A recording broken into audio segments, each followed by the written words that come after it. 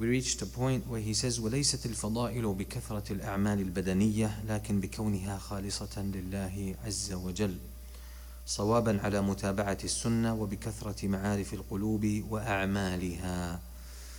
So he's saying that virtues and good deeds are not judged by their quantity, rather by their quality, which is about sincerity, about pure intention, and that they have to be upon the guidance of the Prophet sallallahu alaihi wasallam. And one factor that adds to their quality is the state of the heart. The state of the heart. So he's going to explain this in the subsequent parts of the book. He will explain this specific statement. So he says, فَمَنْ كَانَ بِاللَّهِ أَعْرَفْ وَبِدِينِهِ فمن كان بالله أعرف وبدينه وأحكامه وشرائعه وله أخوف وأحب وأرجى فهو أفضل ممن ليس كذلك وإن كان أكثر منه عملا بالجوارح.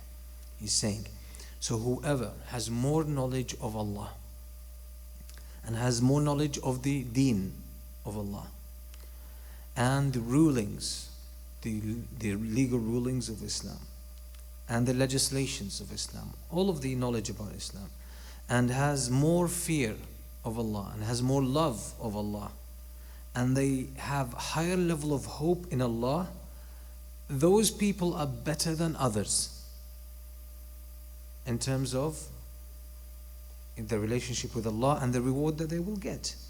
وَإِن كَانَ أَكْثَرَ مِنْهُ عَمَلًا بِالْجَوَارِحِ. Even so, they are better than those who do more external deeds. Why? Because these are أعمال القلوب. These are the inner actions of the hearts, and they count more than the external deeds. And that doesn't mean we give up on the external deeds. They are obligations. But we're talking here about the quality.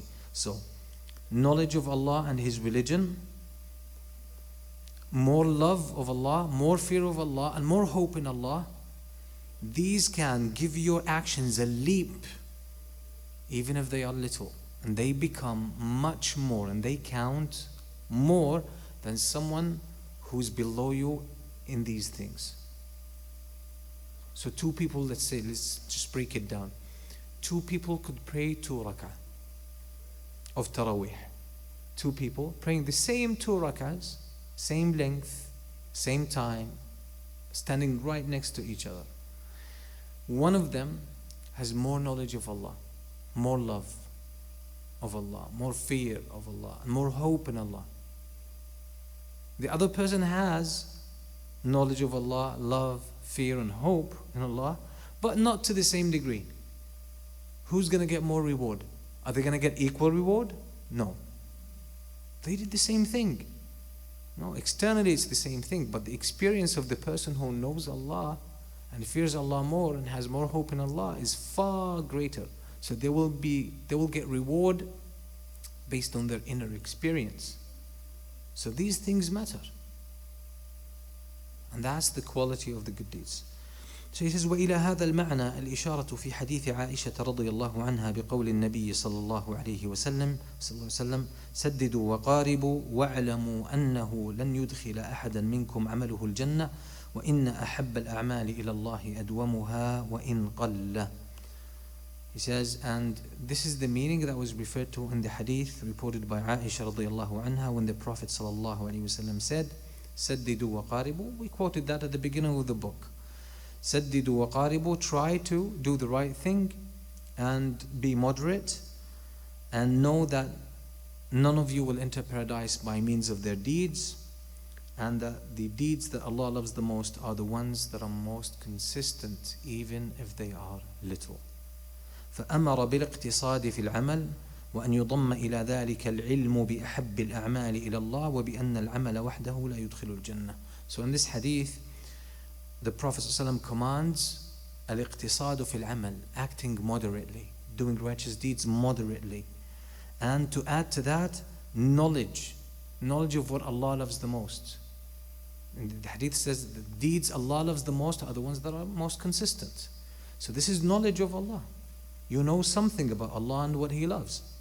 So you add to the moderation, you add knowledge of Allah about what He loves, And then he indicates that deeds alone will not get you into paradise. We move on to a new chapter, بيان ما تفوق به الصحابة, explaining or clarifying the reason behind the excellence of the companions. ولهذا قال بعض السلف ما سبقكم أبو بكر بكثرة صوم ولا صلاة ولكن بشيء وقر في صدره. وقال بعضهم كان الذي في صدر أبي بكر رضي الله عنه المحبة لله ورسوله والنصيحة لعباده. So he's saying one of the Salaf, one of the early generations, and as far as I remember it was Abu Qilaba rahimahullah ta'ala. He said Abu Bakr did not excel, he did not supersede the other companions by excessive fasting or prayer, by praying or fasting more than them, but with something or due to something that was deep in his heart. Which are the things we talked about? Knowledge of Allah and His religion, love of Allah, fear of Allah, and hope in Allah. So one person explained, and I think it was Abu Bakr al-Muzani, he commented on the first statement that Abu Bakr did not excel because of excessive praying and fasting, but because of something that was in his heart. Abu Bakr al-Muzani, he explains and he says, what was in the chest or in the heart of Abu Bakr was love of Allah and His Messenger, al-mahabbatu lillahi wa rasulihi wa nasihatu li'ibadihi, and a pure heart towards the creation of Allah. And nasiha originally, the original meaning of nasiha does not mean advice. Nasiha means safa'ul qalb. His heart is pure towards the creation. That's why when your heart is pure towards someone, you want good for them, you will give them guidance. So that's the meaning of a nasiha. So what did Abu Bakr have? How was he excellent? How did he surpass everyone else of the companions? Not excessive fasting and prayer. That doesn't mean he did not pray much or he did not fast much. He strove to fast and pray. But his focus was on his heart. He loved Allah like no one else from among the creation other than the prophets. He loved the Prophet ﷺ more than everyone else. And he had a pure heart and a caring heart towards others more than anyone else. So when he prayed his 2 rak'ah, when they came from that place, from such a beautiful heart, they count much with Allah. There will be a lot of reward for that because they come from a good place. وقال طائفة من العارفين ما بلغ من بلغ بكثرة صيام ولا صلاة ولكن بسخاوة الأنفس وسلامة الصدور والنصيحة للأمة. وزاد بعضهم وبذم نفوسهم. وقال آخر إنما تفاوتوا بالإرادات ولم يتفاوتوا بكثرة الصيام والصلوات. قال طائفة من العارفين, a group from people who know Allah, people who are connected to Allah, people of knowledge, that those who reached high level, high status with Allah did not reach because of excessive or so much fasting and prayer, but because of a generous soul. A generous soul, a generous heart, سخاوة الأنفس وسلامة الصدور, and a pure heart, no hate, no grudges, no envy, jealousy. والنصيحة للأمة, and a sense of caring towards the ummah, towards the creation of Allah subhanahu wa ta'ala. Others added to this, وَبِذَمِّ نُفُوسِهِمْ, and for putting themselves down. Putting themselves down, sometimes it's misinterpreted. ذَمِّ النُّفُوس, people think, oh, you humiliate yourself. No. ذَمِّ النُّفُوس is for those who prayed with us Jum'ah today. Basically, that's really the topic of the khutbah today. It was, whatever good you do, you don't attribute it to yourself. You don't see, oh, it's my excellence. No, so you don't give credit to yourself. That's what dhamm al-nufus means. Okay. Because the Prophet ﷺ says in the hadith, لا ينبغي للمؤمن أن يذل نفسه. A believer should not humiliate themselves. You don't put yourself in a situation where you're humiliated or you're disrespected. It's an obligation upon the Muslim to preserve their dignity. Preserve the dignity. Why? Because it's a God-given gift. Allah gave us this dignity, basic dignity. You can't compromise it. وَلَقَدْ كَرَّمْنَا بَنِي آدَمَ. Allah says, we have dignified son of Adam. So you're supposed to preserve it. وقال آخر منهم إنما تفاوتوا بالإرادات ولم يتفاوتوا بكثرة الصيام والصلوات. Another man said, they actually the excellence or the difference between people on the path to Allah is not based on the amount of fasting or prayer that they have done, but with regards to the inner experience of intentions. Al-iradat. Al-irada is a niyyah. Al-iradat, based on the intention. So people have, when people pray for Allah, for example, pray for the sake of Allah subhanahu wa ta'ala, some people will have like a 90% level of sincerity. That's a very high level. Some people still praying for Allah, but they have other distractions and other reasons, so their level of sincerity might be 20%. They're not going to get the same reward. They're not going to get the same reward. وَذُكِرَ لِأَبِي سُلَيْمَانَ. We said in this book, Abu Sulaiman, it refers to Abu Sulaiman al-Darani. ذكر لأبي سليمان طول أعمار بني إسرائيل وشدة اجتهادهم في الأعمال وأن من الناس من غبطهم بذلك فقال إنما يريد الله منكم صدق النية فيما عنده أو كما قال.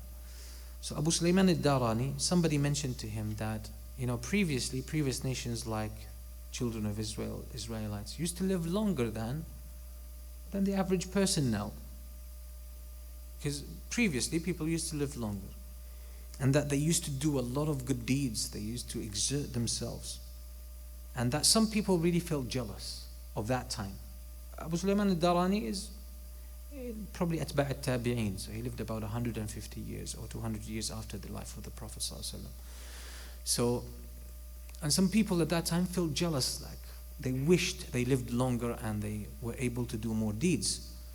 And he said, all what Allah wants from you is a sincere intention. That's all Allah wants from you, really. So that's what really counts. So that should be your focus. That should be your focus, and do not think it's a competition of numbers or quantities.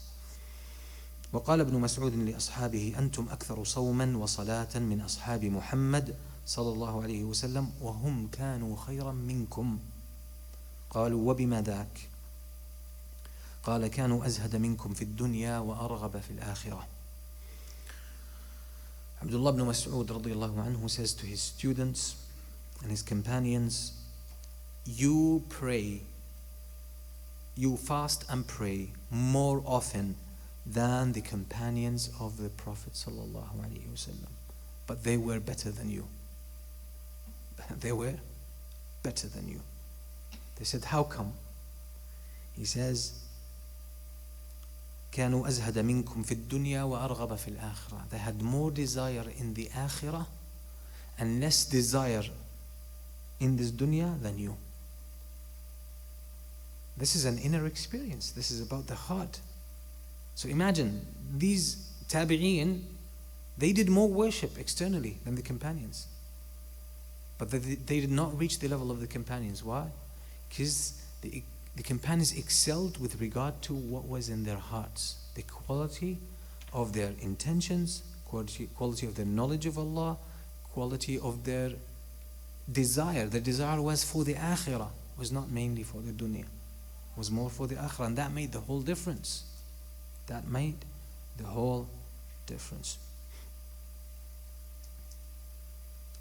يشير إلى أن الصحابة فاقوا من بعدهم بشدة تعلق قلوبهم بالآخرة ورغبتهم فيها وإعراضهم عن الدنيا بتحقيرها وتصغيرها وإن كانت في أيديهم فكانت قلوبهم منها فارغة وبالآخرة ممتلئة. So he's commenting now on Ibn Mas'ud's statement. He said he's referring to the fact that the companions excelled whoever came afterwards because their hearts were attached to the akhirah. and they truly desired the akhirah. And they did not really desire the dunya. It was not a big deal for them. This life was not a big deal for them, although they possessed it. It was in their hands. At the time of At-Tabi'een, the Muslims were at a peak of their like dominance, right? They were wealthy, and they took over so many lands and countries, and many people flocked into Islam and so on and so forth. So they were flourishing. Dunya was in their hands. They had the means, they had the wealth, they had the money, they had the power, but their hearts were attached to the akhirah. They were attached to Allah subhanahu wa ta'ala. So he says their hearts there was nothing in their hearts for this dunya. Their hearts were full of the akhirah. Were full of the akhirah. He says, وَهَذِهِ الْحَالِ وَرِثُوهَا مِن نَبِيِّهِمْ صلى الله عليه وسلم فإنه كان أشد الخلق فراغا بقلبه من الدنيا وتعلقا بالله وبالدار الآخرة مع ملابسته للخلق بظاهره وقيامه بأعباء النبوة وسياسة الدين والدنيا. He's saying, and this state that the companions were in, they learned that and they picked it up from their Prophet sallallahu alaihi wasallam, because he was the most among the creation in terms of detachment from the dunya and attachment to Allah and the akhirah. Although on a daily basis he was in full contact with the dunya, he was dealing with the dunya, and he had a lot of responsibilities of being the prophet and being the political and religious leader. And this actually explains that sometimes people misunderstand zuhd, like a level of altruism and desiring the akhirah and not desiring the dunya. They think, hey, let's like leave the dunya and leave everything else in it. And as Imam Ahmad rahimahullah ta'ala, he explained, he said zuhdu, desire of the akhirah and lack of attachment to this dunya is not about you not possessing anything. He says no. He says az-zuhdu innama huwa tarkul haram. He says the reality of zuhd and detachment from the dunya is that you leave the haram. That's it. That's it. And everyone is different, by the way. For some people, having so many distractions and so many like possessions, it might distract them. So for some of those people, physical detachment from the dunya might be good for them, but they have to make that choice. But look at the Prophet ﷺ, he was engaged. He was engaged with the dunya on a daily basis. He had to deal with issues, he had to make decisions, he had to run a state, he had to educate people in religious matters, he had to deal with disputes, he had to deal with warfare and politics and so on and so forth. Yet, he was the most detached from this dunya and the most attached to the akhirah. So he's saying that they learned that from the Prophet ﷺ. وَكَذَلِكَ خُلَفَاؤُهُ الرَّاشِدُونَ بَعْدُهُ. And this is how the rightly guided caliphs were, Al-Khulafa al-Rashidun, Abu Bakr, Umar, Uthman and Ali radiyallahu anhum ajma'in. وكذلك أعيان التابعين لهم بإحسان كالحسن وعمر بن عبد العزيز. And this was the case of the notables among the tabi'een, like Al-Hasan, which is Al-Hasan al-Basri أو البصري, and Umar bin Abdul Aziz. وقد كان في زمانهم من هو أكثر منهم صوما وصلاة. And at their time there were people who prayed more often than they did and fasted more often than they did, people who surpassed them in these deeds. ولكن لم يصل قلبه إلى ما وصلت إليه قلوب هؤلاء. But the hearts of those who were excessive in prayer and fast did not reach the level that the hearts of like Al-Hasan and Umar bin Abdul Aziz reached. من ارتحالها عن الدنيا وتوطنها الآخرة. They did not reach the same level of the hearts of the Khulafa al-Rashidin and Umar bin Abdul Aziz and Al-Hasan al-Basri and those great companions and At-Tabi'een. The others did not reach the level of their hearts in terms of detachment from this dunya and attachment to the akhirah. Attachment to the akhirah. Actually, the words that he says, ارتحالها من الدنيا, their hearts have already traveled out of this life.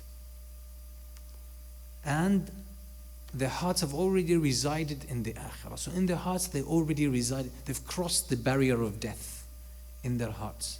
And there's a beautiful concept that Imam al-Qayyim talks about often. And he says, من أسباب سعادة العبد أن يترحل بقلبه إلى الآخرة فيعيش في الدنيا وهو ينظر إليها من موقعه في الآخرة.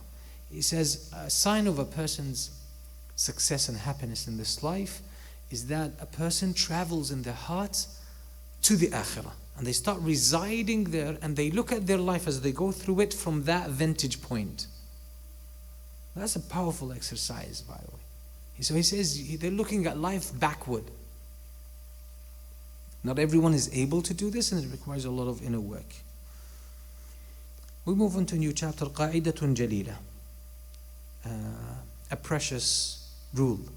فأفضل الناس من سلك طريق النبي صلى الله عليه وسلم وخواص أصحابه في الاقتصاد في العبادة البدنية والاجتهاد في الأحوال القلبية فإن سفر الآخرة يقطع بسير القلوب لا بسير الأبدان.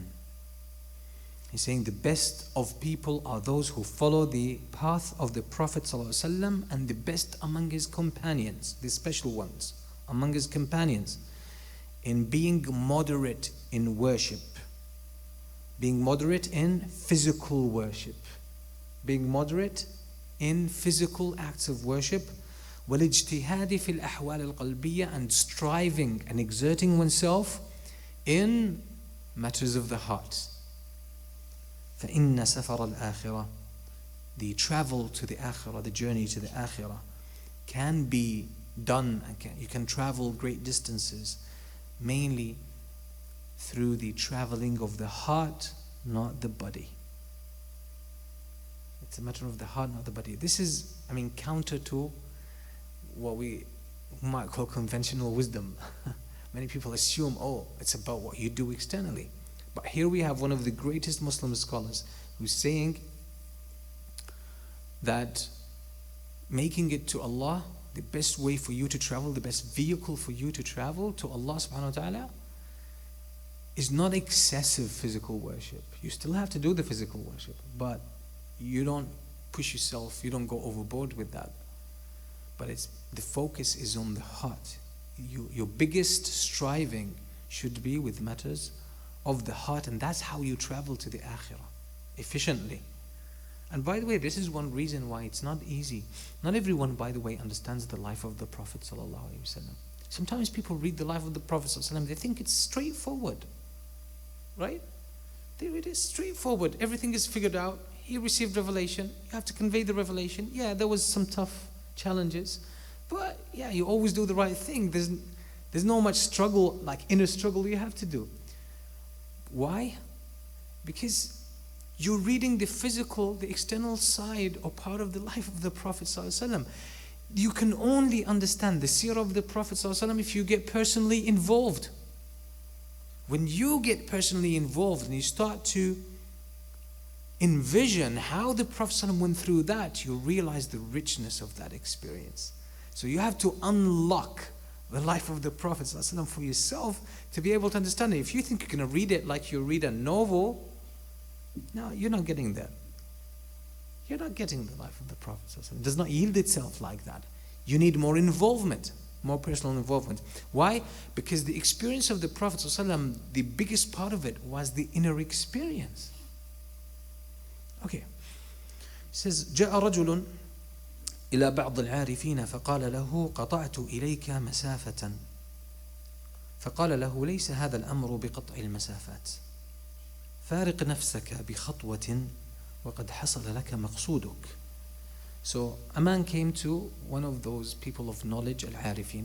Al-arifin, okay, as a mustalah, as a concept, it's used correctly and incorrectly. So sometimes al-arif is used as someone who knows the hidden truth. Okay, so sometimes in Muslim history, up until today, it was used like someone who knows the ultimate truth the deeper truth, and we call them arif, unlike alim. Because arif, they say it's a matter of the heart knows without learning. Okay? So, this is a problematic use of the word. Why? Because it's based on understanding that Sharia, in Sharia there is ilm al-zahir or ilm al-batin. They say there is the apparent knowledge, explicit knowledge of Sharia, and that's what the scholars know. Okay, we say this is an inaccurate explanation, okay? So I'm just explaining it. So they say there is ilm al-zahir, that this is what the Prophet ﷺ taught, this is what scholars know, that's it. But ilm al-batin is like some sort of a direct revelation that comes down to you. It's like ilham. It's like light comes from Allah into your heart and you know the deeper meanings of things. Okay, there is some guidance that Allah gives people, some insights Allah gives people, but that these insights are given to the people who learn the Sharia, who learn Islam. Okay, so they used to say al-arif, assuming that someone doesn't necessarily know the details of Sharia, but they have some special insights. Okay, we say that's a far-fetched kind of explanation. But al-arif, as it used correctly, is someone who studied the Quran, studied the Sunnah of the Prophet ﷺ, learned the knowledge. Right, they learned the knowledge. And then Allah gives them some insights. Yes. As Ali ibn Abi Talib, when he was asked, خَصَّكُمْ رَسُولُ اللَّهِ صَلَّى اللَّهُ عَلَيْهِ وَسَلَّمْ بِعِلْمٍ خَاصٍ. Did the Prophet ﷺ give you like a special knowledge? Like he did not give anybody else? He said, لا إلا فهما أوتيه رجل مسلم في كتاب الله. He says nothing is special, but except sometimes Allah gives someone an insight into some verse from the Quran. And that's usually given to people of knowledge and people of ibadah, and people who are upon the sunnah. So Imam Ibn Rajab al-Hanbali, he was so much on the sunnah, mashallah, strictly on the sunnah. So when he says al-arifin, he's talking about a person of knowledge, a person of worship, a person of insight. So a man came to this arif and he said to him, قَطَعْتُ إِلَيْكَ مَسَافَةً. I've come to you from a long distance. A long way. I've come to you a long way. He wants to teach him a lesson. Probably maybe the man came to learn something or ask about something, and he was saying like, it's a long distance, like I've done so much. So he wants to teach him a lesson. He says, لَيْسَ هَذَا الْأَمْرُ بِقَطْعِ الْمَسَافَاتِ. He says, this issue or this affair is not about the distances you manage to travel. He says, leave yourself. And here he's talking about the desires of the self and the base self. فارق نفسك بخطوة. Leave yourself by one step and you have arrived. All you need to do is take one step away from yourself. Away from yourself. Because really what bogs humans down, what blurs or what blinds us to real knowledge and real wisdom is our desires and ourselves.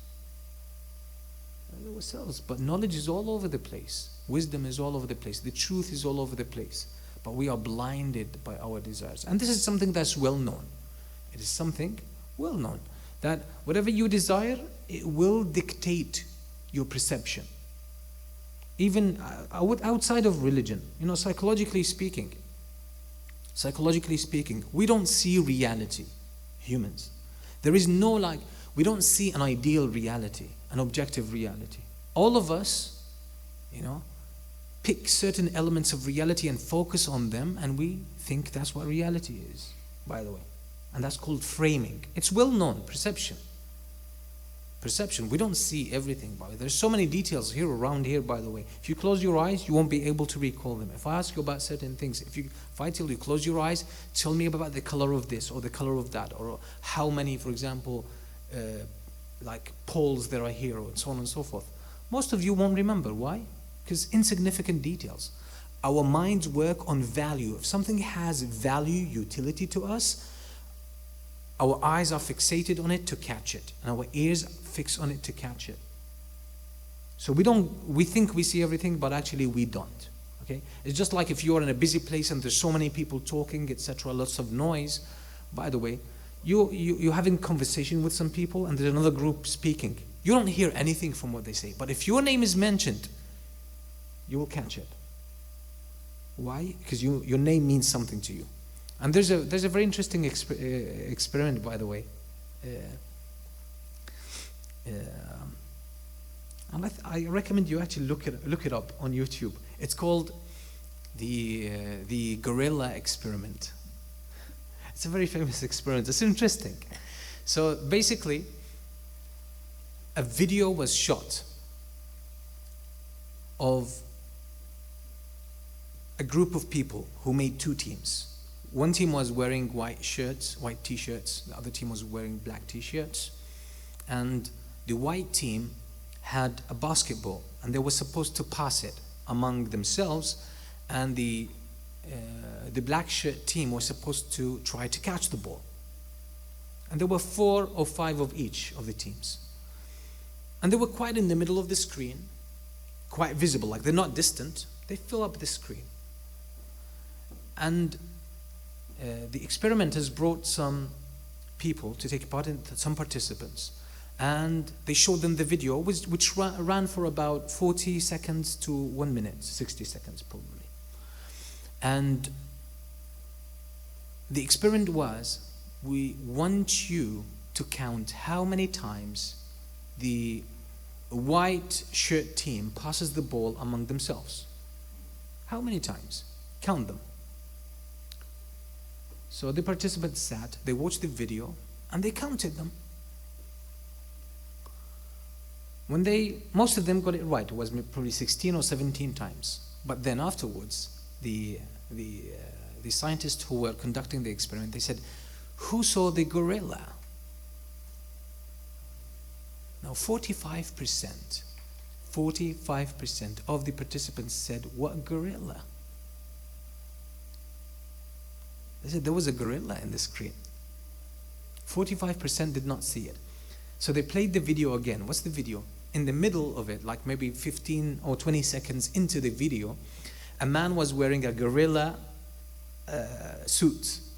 He walks into the screen right in the middle, big. He takes probably like 50% of the screen, right in the center. And he starts waving and banging his chest. And for about 15 seconds, he's there. And then he leaves. 45% did not see that. How come? If we see reality, we should see him, right? Almost half of the people missed the gorilla. Why? Because they were busy counting. This is how our perception works. By the way, in life, we're all searching for something as well. Similarly, we're all searching for something.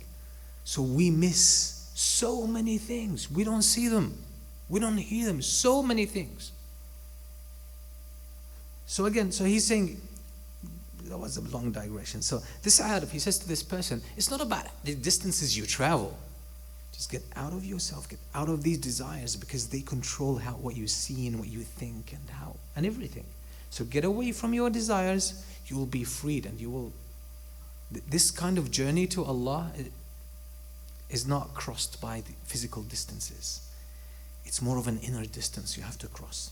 Okay. وقال أبو زيد رأيت رب العزة في المنام فقلت له يا رب كيف الطريق إليك قال اترك نفسك وتعال. So he's saying قال أبو زيد, and I think he's talking about Abu Zayd. That was Abu Yazid. Okay, Abu Zayd. I don't know who Abu Zayd is. He said, I رأيت رب العزة, I saw the Lord of Glory in my sleep. Basically, like he not necessarily he saw Allah like he really saw Allah, but Allah was in his dream. So he said, I said to Allah in my dream, Ya Rabb, كيف الطريق إليك? I said, oh Allah, how do I find the way to you? So Allah said to him in his dream, leave yourself and come. Leave yourself and come. That's the way to me. That's the way to me. Then he says, ما أعطيت أمة ما أعطيت هذه الأمة ببركة متابعة نبيها صلى الله عليه وسلم حيث كان أفضل الخلق وهديه أكمل الهدي مع ما يسر الله على يديه من دينه ووضع به من الآثار والأغلال عن أمته فمن أطاعه فقد أطاع الله وأحبه الله واهتدى بهدى الله. So Ibn Rajab al-Hanbali is saying here, no nation was given what this ummah of Muhammad was given of the blessings because of following the Prophet. So the way to get the blessings, the exceptional blessings this ummah was given, is to follow the Prophet, the example of the Prophet and his guidance, because he was the best of the creation and his guidance is the most complete of all guidance.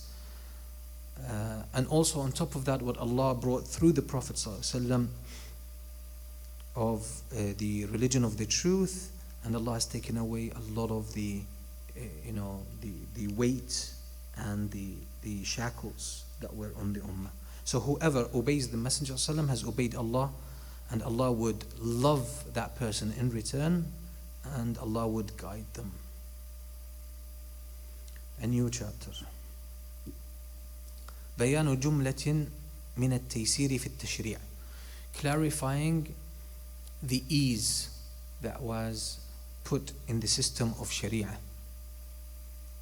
فمن جملة ما حصل لأمته ببركته وتيسير شريعته أن من صلى منهم العشاء في جماعة فكأنما قام نصف الليل ومن صلى الفجر في جماعة فكأنما قام الليل كله فيكتب له قيام ليلة وهو نائم على فراشه لا سيما إن نام على طهر وذكر حتى تغلبه عيناه.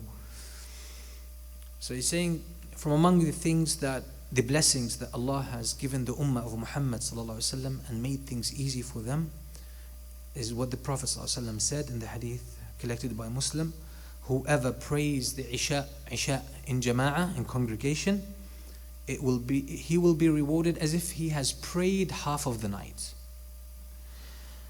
And whoever prays Fajr in Jama'ah, then it will be written for him or her as if they prayed all of the night. So you pray Isha and Jama'ah as if you prayed half of the night. You're talking about 4 hours. Or even more sometimes, these days more. And a person prays, as the scholars say, that means prays Isha and prays Fajr in Jama'ah. Fajr completes the second half. So you pray these two prayers in Jama'ah as if you spent your whole night praying. So that's, again, it's about how Allah gave this ummah more quality than previous nations. So it will be written for him or her as if they prayed the whole night, even though they're sleeping. Especially if they go to sleep when they are in a state of wudu and remembering Allah subhanahu wa ta'ala. ومن صام منهم 3 أيام من كل شهر فكأنما صام الشهر كله فهو صائم لبقية الشهر في مضاعفة الله ومفطر له في رخصة الله والطاعم الشاكر له أجر الصائم الصابر. And the Prophet ﷺ said, whoever fasts 3 days of a month as if he fasted the whole month. So it's written for him as if he's fasting the whole month. That's because Allah multiplies the reward while he's actually eating. He's actually eating. And the Prophet ﷺ says, الطاعم الشاكر, a person who's not fasting but they are thankful to Allah for what they eat, he or she will get the same reward as someone who is fasting and is patient, just by eating and being thankful. Just by eating and being thankful. Obviously outside of Ramadan, this is not a permission to break the fast in Ramadan. Just in case we have a bounty hunter among us. You know, bounty hunters, again, that's where their eyesight is, that's where they're directed. طيب ومن نوى أن يقوم من الليل فغلبته عيناه فنام كتب له ما نوى وكان نومه عليه صدقة. Again, from the Prophet ﷺ, that if a person had the intention to pray at night but they were overcome by sleep and the person fell asleep, then it will be written for that person as if they actually prayed, although they are sleeping. وقال أبو الدرداء يا حبذا نوم الأكياس وفطرهم كيف يسبقون سهر الجاهلين وصيامهم. So Abu Darda رضي الله عنه, He says, how beautiful is the sleep of the wise ones, and how beautiful is their eating. So basically, they're sleeping, they're not praying, and they're eating, they're not fasting. Again, not Ramadan, we're not talking about Ramadan. How they could get ahead of those, the ignorant ones, who are staying up the whole night and who are fasting the whole day. This is not a discouragement. It's not a discouragement to fast and pray, but it's an encouragement of what we said previously about the state of the heart. State of the heart. Because if you eat and you're thankful and your heart is attached to Allah, you're getting far, far more reward than someone who's just obnoxiously praying and fasting, and they're just, they're not doing that with the right state of the heart. ولهذا جاء في الحديث الصحيح رب قائم حظه من قيامه السهر وصائم حظه من صيامه الجوع والعطش. So he's saying, this is why in the authentic hadith the Prophet ﷺ says how often you will find someone who's standing up in prayer and all they get from that, the only thing they'll get from that is staying up, meaning no reward. And how often you find a fasting person, all they get from their fast is thirst and hunger. Why? Okay, because they're doing things wrong, or they're doing it with the wrong intention, right? They don't have a pure intention, or they're doing it but they're doing something else to sabotage it. But since he's mentioning this in this context, what he's referring to is the state of the heart. The state of the heart. وقال بعضهم كم من مستغفر ممقوت وساكت مرحوم هذا مستغفر وقلبه فاجر وهذا ساكت وقلبه ذاكر. Beautiful. Somebody said,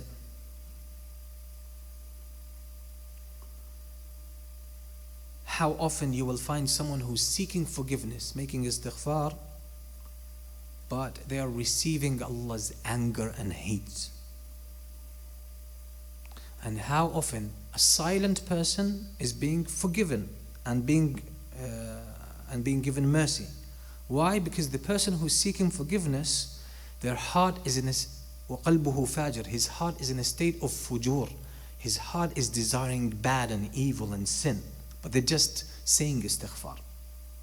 They're just saying istighfar. Like, and I think it was Abu Nawas, one of the Arab poets, he said, like, I drink. He was used to drink alcohol. He says, I drink the first cup of alcohol. Then before I fill it up the second time, I say astaghfirullah. So I wipe out my slate and I have a new start. That's exactly what this statement is talking about. Someone who has a desire for the sin, because astaghfirullah is not just a word you say, your heart has to be in that state. So he's saying how often someone's seeking forgiveness, but because obviously they don't mean it, the heart is not really seeking forgiveness, they're actually incurring Allah's wrath and anger upon them. Because they're messing with Allah. They're messing with Allah. But someone who's actually silent, and they're getting so much mercy and forgiveness from Allah. Why? Because their heart is with Allah. They might not be saying anything, but their heart is contemplating and is connected to Allah subhanahu wa ta'ala. وقال بعضهم ليس الشأن في من يقوم الليل إنما الشأن في من ينام على فراشه ثم يصبح وقد سبق الركبة. One person said, what really matters is not that someone stays up all night, but it's that someone goes to sleep and they manage to get ahead of everyone else. How? By having a pure heart. Freak me out. وفي ذلك قيل من لي بمثل سيرك المدلل تمشي رويدا وتجي في الأول. Someone is saying, how could I walk like you? You're walking so slowly, you're strutting like you're walking so slowly, but you're getting ahead of everyone else, even those who are running. Okay? So it's about the heart. Again, it's about the heart. We'll stop here, and tomorrow, inshallah, we will carry on. By the way, Sunday, we're going to skip the class and do it Monday. So Sunday class is going to move on to Monday. But tomorrow, Saturday, we'll have our class. Bi'idhnillah ta'ala. Sallallahu alayhi wa sallam. Muhammad wa alihi wa sahbihi wa sallam.